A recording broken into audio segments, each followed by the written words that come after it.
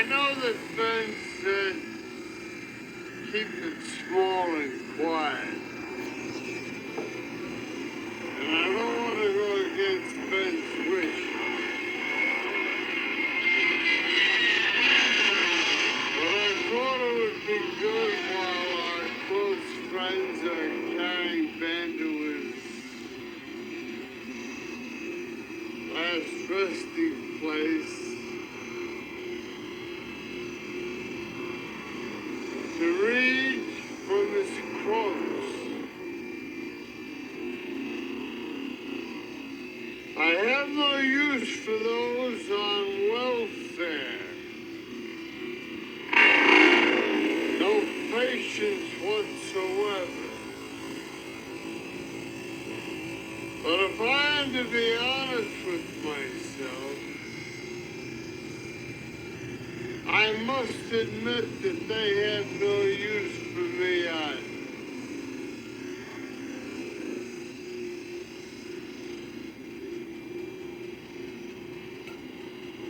I do not regret having political differences with men that I respect.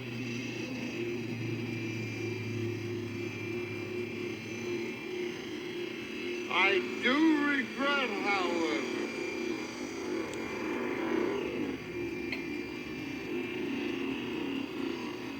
that our philosophies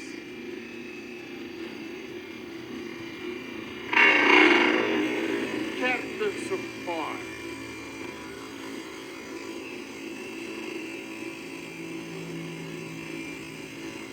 Yes, I agree. Except he's so boring. What about Max? He could never take an election. I could never Correct. conceive.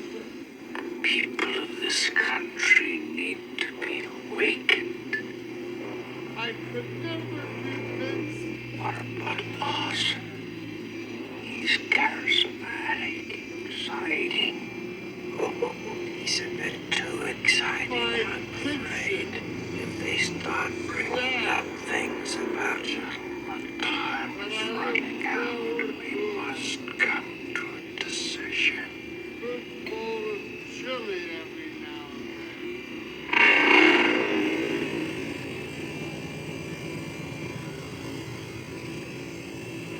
I have heard the word sir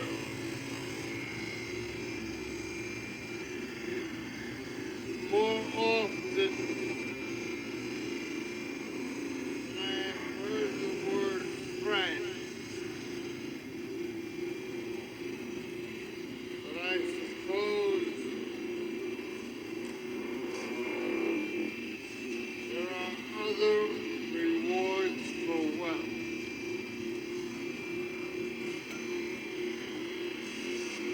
I have met with Steve during these conferences. I have suppressed bizarre thoughts. Could I beat him in a foot race? Could I throw a ball further than he? No matter what our facade, we are all children. What about Chauncey Gardner? What do we know of the man? Absolutely nothing. Raise your right. We don't have an inkling of his past. Correct. Lower That your could be sight. an asset. His past cripples him. His background turns into a swamp and invites scrutiny. Up until this time, he hasn't said anything that could be held against him. And the veiled telephone response from his appearance on that Burn show No matter what you are was told, the highest they've ever had. there is no such thing And it 95% proof. Well, I'm certainly open to the idea it would be absolute lunacy to support the president for another time. That is exactly why I agree with Ben's final wishes.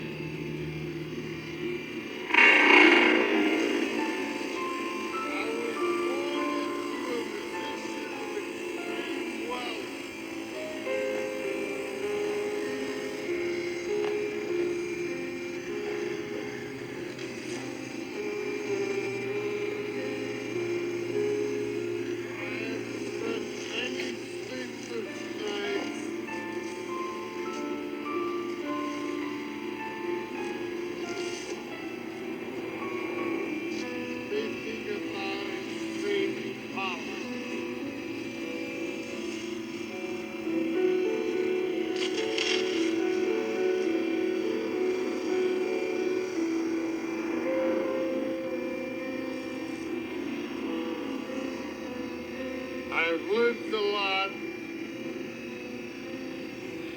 trembled a lot, was surrounded by little men who forgot that we enter naked and exit naked, and that no accountant can audit life in our favor.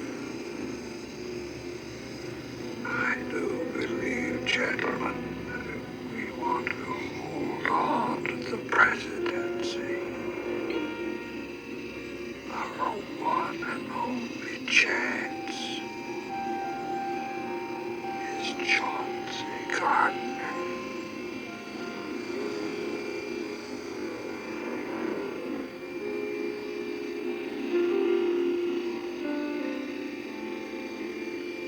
When I was a boy, I was told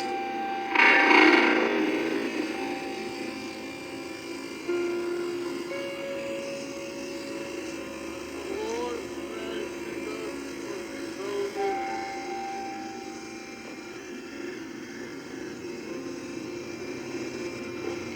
That's when I decided to manufacture heroes.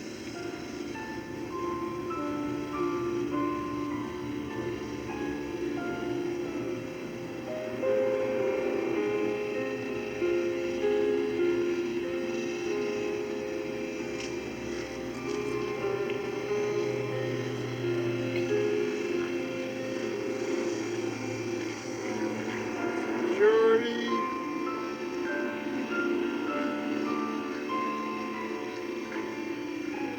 tranquility,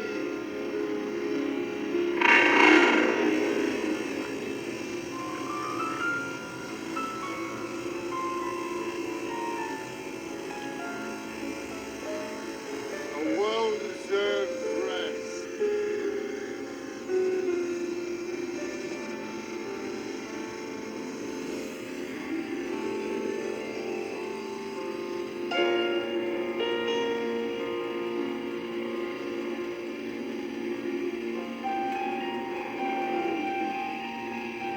All the aims I have pursued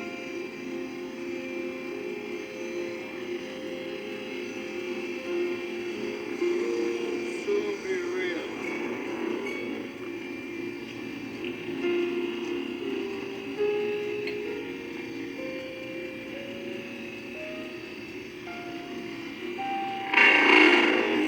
Life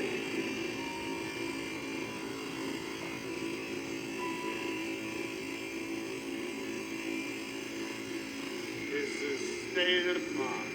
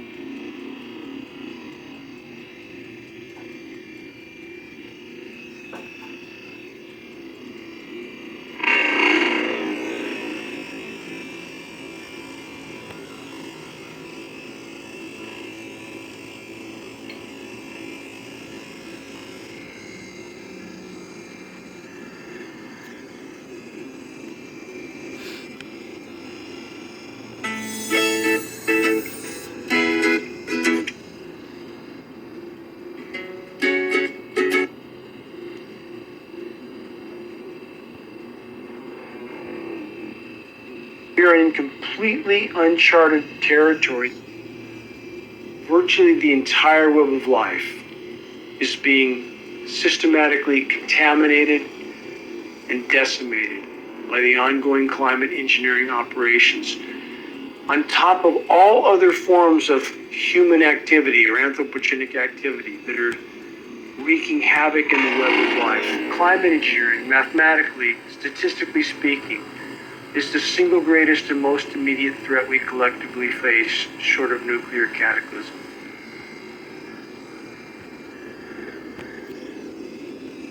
Sounds like pure science fiction, but there is a growing underground movement of people who believe that our harsh drought is part of a government conspiracy.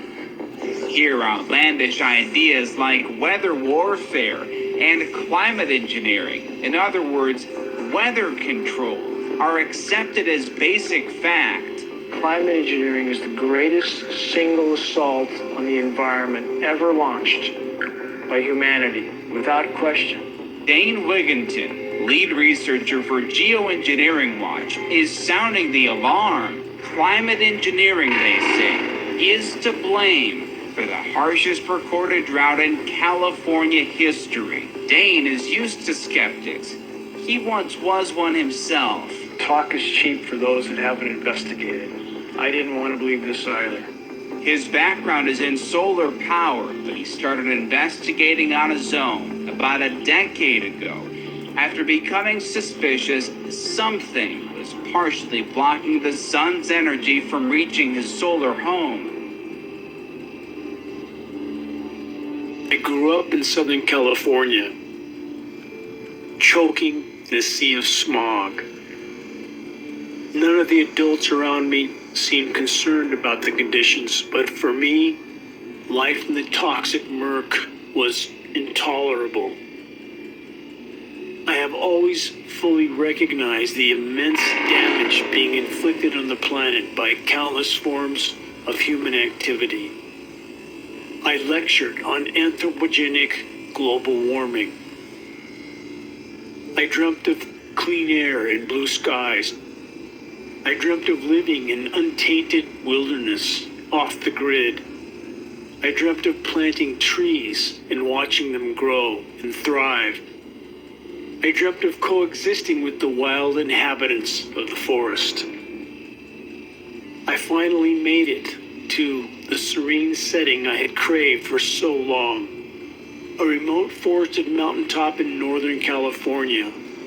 But the dream soon turned to a nightmare. When I began to lose significant amounts of my solar power uptake from my off-grid wilderness home, I knew something was radically wrong.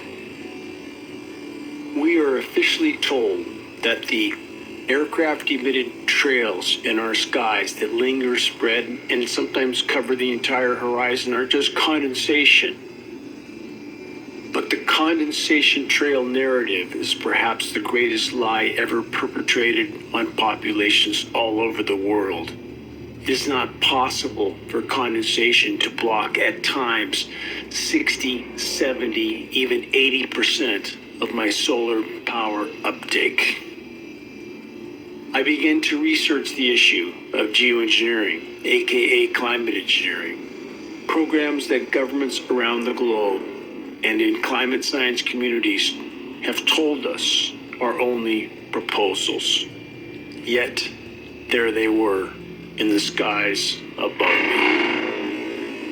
Even today, we are being told falsely by the climate science community that we have one final card to play to try to avert total climate collapse, total planetary meltdown. But this is in fact a lie.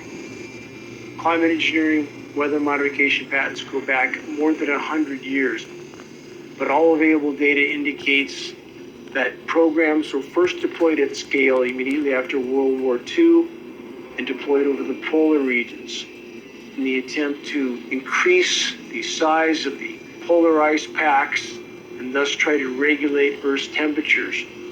It lays the predicate and the foundation for the development of a weather satellite that will permit man to determine the world's cloud layer, ultimately to control the weather, and he who controls the weather will control the world. Numerous government documents posted at geoengineeringwatch.org, some as much as 800 pages long, prove that global governments, even governments that the public perceives as being adversarial, are in fact colluding and cooperating on the climate engineering issue due to the cross-border ramifications. You can't climate engineer over your own country without affecting the entire planet. They are all working together on these issues, and other governments around the globe are either actively or passively cooperating. Is the government experimenting with our weather? People say the government is up there in airplanes spraying all kinds of chemicals to change or manipulate the weather. It is called geoengineering, fighting global warming by putting a chemical dust in the atmosphere and reflecting harmful radiation back into space. You could use barium oxide, for example, which makes big fluffy cloud. You could use tiny little bits of aluminum, which is benign in the environment, and essentially manage the climate. There are 172 bills before the U.S. Senate right now calling for more weather modification programs. A Weather Modification Act calling for research in, quote, attempting to change or control by artificial methods the natural development of atmospheric cloud forms. My personal opinion is that we have to keep geoengineering on the table. We have to look at it very carefully because we might get desperate enough to want to use it. There is a line of research on what's called geoengineering, which are various techniques that would delay the heating to buy us 20 or 30 years to get our act together. The stated goal of some of the world's most recognized geoengineers, like Dr. David Keith and Dr. Ken Caldera, is to put 10 to 20 million tons of nanoparticulates into global skies annually. That's an inconceivable amount of material. This material is on top of industrialized pollution. Right? This is about how we engineer the planet. It's about the fact, an uncomfortable fact, but it is a fact, that we have the technical ability to do this. They are all fast-acting, they are cheap, and they are fundamentally imperfect. And the problems of how you control something where an individual country can have tremendous leverage over the whole planet's climate, and where there are winners and losers in ways that really could be unpredictable. And I mean, not to frighten you, but I think you could imagine scenarios that lead to war. Another example is the array of technologies, often referred to collectively as geoengineering, that potentially could help reverse the warming effects of global climate change. One that has gained my personal attention is stratospheric aerosol injection. There's all sorts of ways you could do this, but the standard idea has always been spray sulfuric acid in the stratosphere 20 kilometers over our head and use that to stop the planet warming up. The example many people cite was when the Mount Pinatubo volcano exploded, and all of this ash went into the air and had a cooling effect on the Earth. And so people have long proposed since the mid-60s that you could artificially add dust to the stratosphere and cool the planet. Not that this would be a good solution for global warming, it would not. But it does show the way we're steadily developing the powers to manipulate the planet with comparative ease. That sulfur in the lower atmosphere is masking some of the climate warming from CO2. So Is this the global dimming or something? yeah, Other leading ideas basically to emulate what big volcanoes do, put material in the stratosphere to reflect sunlight. So the problem is the following. If you add SO2 to the stratosphere, SO2 doesn't condense. So you might want to put alumina in. Alumina has a very high nature refraction. It's very small. It doesn't coagulate. And you can engineer particles that have particular properties. You can get them out of the stratosphere. You can concentrate particles near the poles. Costs are so cheap that the richest people on the planet could perhaps afford to buy an ice age. It's extraordinarily cheap. I knew it was cheap when I found that they were quoting me in tons. It's also true that particles, as they get bigger, fall out a lot faster. We sort of step back and think, okay, well, how would you actually make particles in the stratosphere? This is really engineering now. If it was aerosols in the stratosphere, it would likely be put there by airplanes. Start with a fleet of just 2 or 3 kind of modified business jets. The basic idea is that if you let a plume off in an aircraft by just changing some little details, you can actually get much smaller particle size distributions by doing this kind of spraying. So there are all sorts of side effects. I'll get to them in a second, but if you put sulfuric acid in the stratosphere, for example, you could deplete stratospheric ozone. Smaller size means more surface area, but more surface area means less ozone. Is the stuff in the stratosphere going to be killing some number of people that are going to be sacrificed? It's an obvious concern. If it kills 1 million people and we're only doing 1% more, we're just killing 10,000 more people. You can do math. Okay. But that's, so killing people is not the objective here. So if I made a decision, or if there was a collective decision to do a geoengineering program, and you put, say, the kind of program I think makes more sense would put about 1 million tons a year in, but let's say, you might end up killing many tens of thousands of people a year as a direct result of that decision.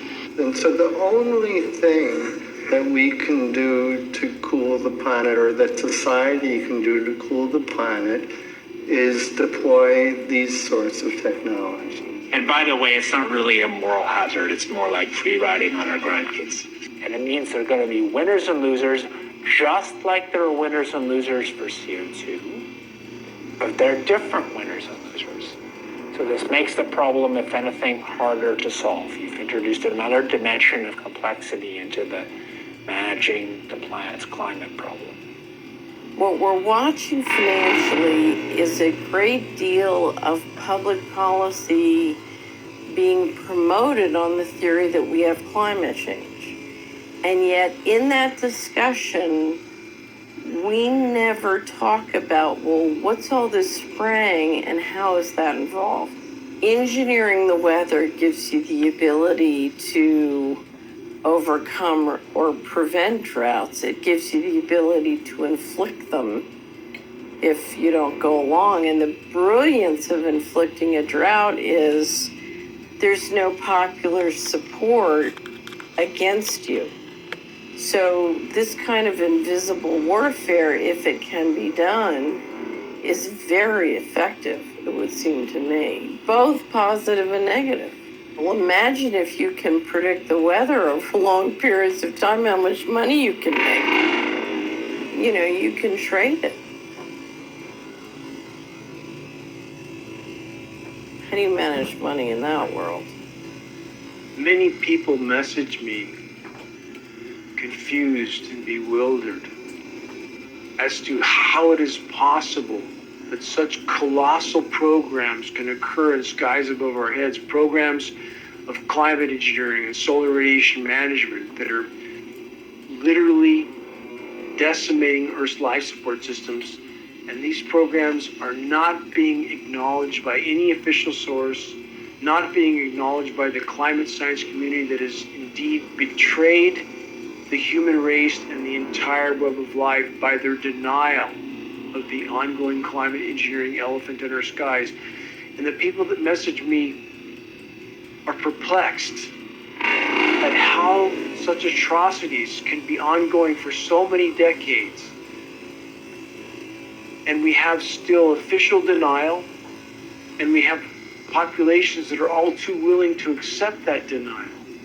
I began to test for some of the primary elements named in climate engineering, solar radiation management patents, starting with aluminum, barium, and strontium.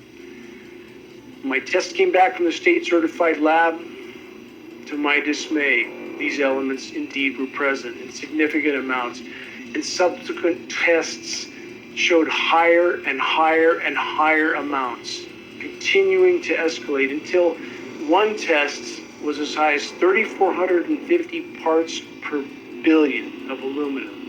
This is highly toxic rain. I knew my life would never be the same because I can't look the other way. It's completely intolerable for me to live under toxic skies. And what about the trees? What about the bats, the bears, the birds, the bees? They have no voice except for us. I began to try to bring this issue to light from that moment on. Initially, few would listen, few would look at the data. But as time went on, and as more and more people woke up along the way and realized the significance of attempting to play God with the weather and engineer Earth's life support systems, more individuals from different arenas joined the effort to try to sound the alarm. I want to tell you that we're in very great danger from the pollution that's coming down over us. And we've been led astray by the military-industrial complex. And they're responsible for the cloud's creation and weather manipulation programs. I sacrificed 4 years of my life defending the people of my country just to come home and find there are greater threats here domestically. There's something going on. I don't know who it is or why they're doing it.